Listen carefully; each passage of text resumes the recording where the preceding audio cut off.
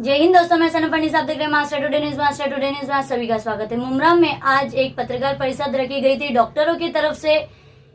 क्या है मुद्दा, क्यों पत्रकार परिषद रखी गई थी, देखिए हमारी इस वीडियो। मुद्दा यह है कि इन्होंने हमें बोगस डॉक्टर डिक्लेयर करके उन्होंने हमारी बदनामी की। किसने? मिस्टर अब्दुल रहीम घड़ियाली साहब, जिसकी वजह से हमने मुमरा पुलिस स्टेशन में 13 एफआईआर 13 एनसीज दाखिल की है। हमारी 13 एनसीज वहां पे ऑलरेडी सबमिटेड है, जिसमें से 3 एनसी पे मुमरा पुलिस स्टेशन ने एक्शन लेके 3 एफआईआर दर्ज की है। और 3 एफआईआर जो दर्ज की है उसमें एक एफआईआर मेरी है, जहाँ पे मैंने डिफेमेशन का और बदनामी का और हमारी जान को खतरे का लोगों से डर दिखाया है। साथ में हमारे एक कलीग डॉक्टर शारमिन डिंगा, जिसके साथ कुछ गैर व्यवहार उन्होंने किया, उनकी बदनामी की। इसके लिए उन्हें कल अरेस्ट भी किया गया है परसों, और आज वो पुलिस जेल कस्टडी में है। हमारी मुमरा पुलिस स्टेशन से मांग है कि ये हम मुमरा पुलिस स्टेशन का शुक्रिया अदा करते हैं कि उन्होंने हमारी इस नोटिस को कंसीडर किया, हमारे एनसी को कंसीडर किया। लेकिन अभी भी 9 एनसी हमारी बाकी है। हमारी रिक्वेस्ट है मुमरा पुलिस स्टेशन से और महाराष्ट्र गवर्नमेंट से कि ये एनसी को एफआईआर में तब्दील किया जाए, और इनकी जो शेवाले साहब ने जो उनकी पुलिस कस्टडी की, हमारी उनसे एक्सपेक्टेशन थी वो पुलिस कस्टडी लेके ये पूरे मैटर को इन्वेस्टिगेट करते, उनका तमाम लैपटॉप मोबाइल जब्त करके पूरा इन्वेस्टिगेट करते, और कल्प्रिट को जो भी उसमें गलत काम किया है उसको सजा मिले। ये हमारा इंटेंशन है, इसीलिए हमने आपको बुलाया है। और हमारी डिमांड है मुमरा पुलिस स्टेशन से कि वो ये जो एफआईआर हमने दी है उनको उस पर इन्वेस्टिगेट करे, और तीनों एफआईआर को जो ऑलरेडी एफआईआर रजिस्टर्ड हो चुकी है उसका काम कंप्लीट करे। और जो अभी एफआईआर हमारी शारमीन मैडम की तरफ से रजिस्टर्ड हो गई, जिसके अगेंस्ट में उन्हें अरेस्ट किया हुआ है, उसका पूरी तरह से इन्वेस्टिगेट करे।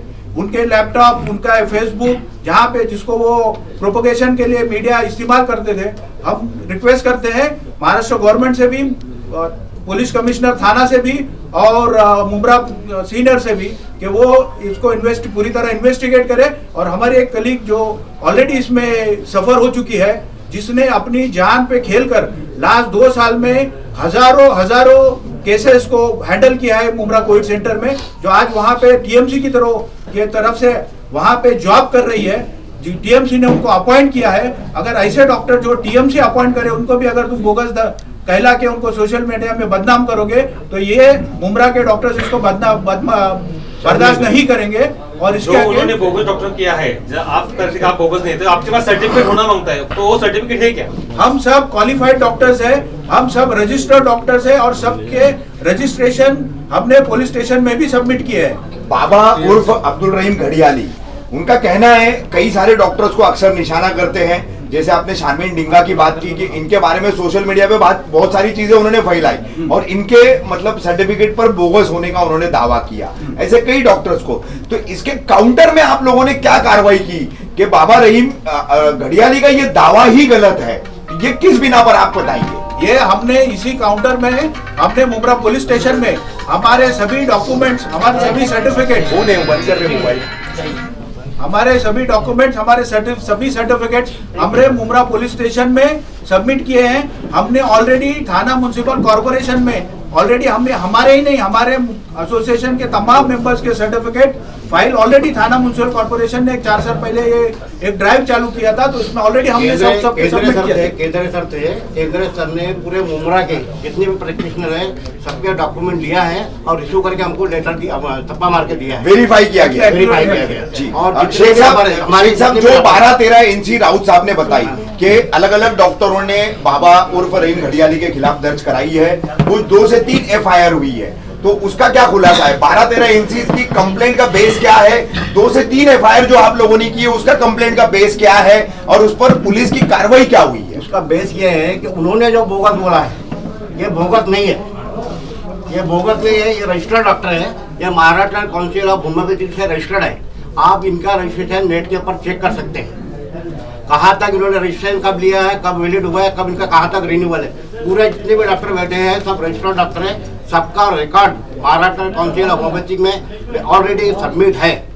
उन्होंने जो बोला है बोगस, वो गलत बोला है और उसके ऊपर हमारे 13 डॉक्टरों ने उनके एनसी दिया है। उनका बोगस बोलने का दावा ये है, जैसे आयुष के डॉक्टर है, होम्योपैथिक के हैं, यूनानी, तिब्बती, BUMS, BHMS, जो भी आप कैटेगराइज ये बोलते हैं, उनका सबसे बड़ा दावा जो है ना बोगस कहलाने का, वो बाबा घड़ियाली का दावा ये है कि ये आयुन के होने के बावजूद, होम्योपैथिक और तिब्बती होने के बावजूद एलोपैथिक प्रैक्टिस करते हैं, जो कि ये कर नहीं सकते। ये उनका दावा है। इस पर क्या कहेंगे? सोचने से कुछ नहीं, मैं क्या बोलता हूँ, ऐसा नाम है किधर है? नहीं, देखिए मैं सोचने की बात नहीं कह रहा हूं, सोच तो दुनिया में किसी की रोक नहीं सकते। उनका जो दावा है अक्सर उन्होंने सोशल मीडिया पर भी किया है और अपनी कंप्लेंट्स में जो है वो फॉर्मेट में उन्होंने इन रिटर्न वो कहा है, तो उसके काउंटर में आपका क्या कहना है?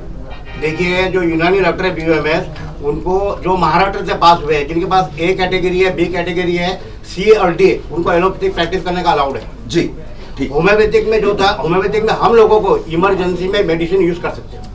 इमरजेंसी के अलावा एक और आप लोगों को इन्फॉर्मेशन देंगे कि जो अभी महाराष्ट्र गवर्नमेंट ने होम्योपैथी वालों के लिए मॉडर्न फार्माकोलॉजी का एक कोर्स दिया है, जिसमें आप 1 साल का वो कोर्स करते हो और उस कोर्स को क्वालिफाई करते हो तो आप मॉडर्न मेडिसिन का प्रैक्टिस लीगली कर सकते हो। एलोपैथिक जो मेडिसिन है वो लीगली कर सकते हैं। ऑलमोस्ट हमारे यहाँ से 60-70% डॉक्टर्स ने आज की डेट में कर लिया और हर किसी को ये है कि हम बाकी के जो बाकी हैं वो भी करके ले लेंगे। और आयुष का जहां तक आप लोग को नॉलेज है कि आयुष क्या चीज है, आयुर्वेद, यूनानी, नेचुरोपैथी, सिद्धा, होम्योपैथी, ये जितनी भी चीजें हैं ये सारे के सारे qualified equivalent to modern medicine के, इक्विवेलेंट टू एलोपैथिक डॉक्टर्स के होते हैं। उनकी जो बात कोविड सेंटर की हो रही, कोविड सेंटर में फिर ये जॉब क्यों करते? अगर ये बोगस है तो फिर आयुष वालों को कोविड सेंटर में नहीं लेना चाहिए।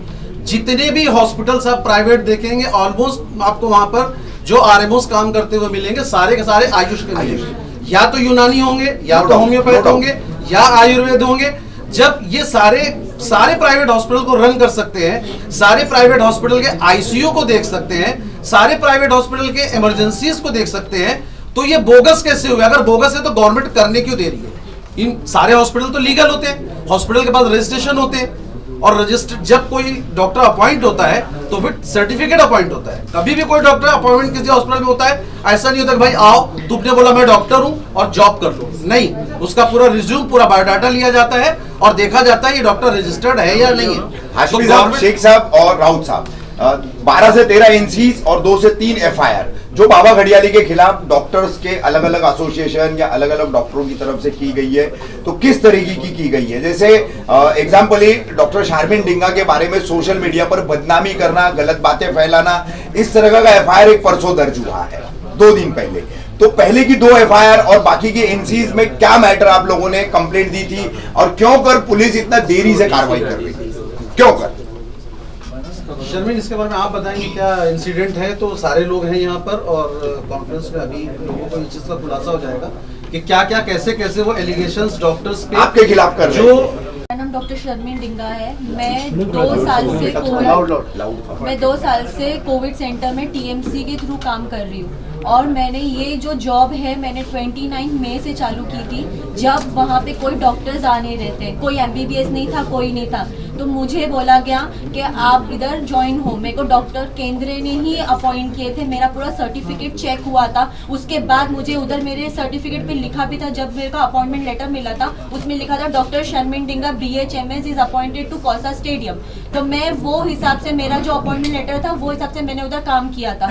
तो इन्होंने उधर भी मेरे पे एलिगेशन, TMC में भी मुझे हरेस किया, बोला कि जब ये BHMS है तो इनका आयुर्वेदिक नाम क्यों आया, मतलब BMS क्यों आया? तो वो मेरा फॉल्ट नहीं था, वो प्रिंटिंग मिस्टेक थी, लेकिन उनका एक जो कवरिंग लेटर था उसमें लिखा था कि मैं BHMS हूँ। उनका एक एलिगेशन ये था। दूसरा एलिगेशन ये था कि मैं कोविड सेंटर में एज अ इंचार्ज काम क्यों कर रही हूँ। तो मैं इसलिए काम करती थी, तब वो टाइम पे कोई डॉक्टर्स अवेलेबल नहीं थे, मैंने किसी का ट्रीटमेंट नहीं किया है, मैंने कोऑर्डिनेशन किया है। जैसे कि कोई कंसल्टेंट आ रहा है, कोई नर्सिंग स्टाफ आ रहा है, उसको कोऑर्डिनेट करवाना कि आपको ये करना है, बस मेरा वही काम था। मैंने कोई ट्रीटमेंट नहीं किया था, मैंने कोई एलोपैथिक प्रैक्टिस भी नहीं की थी। अभी मेरा वैक्सीनेशन है, वहाँ पे खड़े रह के देखना है वैक्सीन बराबर हो रही है नहीं हो रही है, एंटीजन देखना है वहाँ पे टेस्टिंग बराबर हो रही है नहीं हो रही है। तो मुझे उस बेसिस पे बोगस बोलना उनको जायज ही नहीं है, क्योंकि मेरे उन्होंने काउंसिल में भी जाके इंफॉर्मेशन निकाला, मेरे डॉक्यूमेंट्स निकाला जो कि एलिगेशंस था मेरा। दूसरी बात ये है कि कोई भी पर्सनल डॉक्यूमेंट्स आप ऐसा नहीं निकाल सकते मेरी बिना परमिशन के।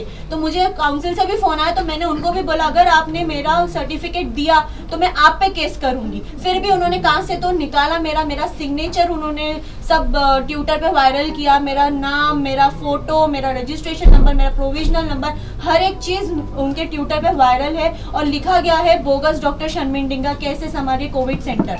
तो जब 1 साल से 2 साल से जब हम संभाल रहे थे तब तो आप आके क्यों नहीं देखे कोविड सेंटर में क्या हो रहा है क्या नहीं हो रहा है। दिन रात हमने ड्यूटी दी तब आपने क्यों नहीं रोका हमें कि क्या हो रहा है क्या नहीं हो रहा है। तो ये सब करने का तुमको किसने हक दिया है। मैं ये बोल रही हूँ कि हमने मेहनत की, 5 साल हमने पढ़ाई की, तब आप क्यों नहीं बोले कि BHMS बंद करो, BMS बंद करो, ये सब बोगस डॉक्टर्स का है, बंद करो ये सब, MBBS ही करो। हमको पैसे देने चाहिए थे आपने, हमारी जितनी हमारी हैसियत थी हमने उतना ही पढ़ा है।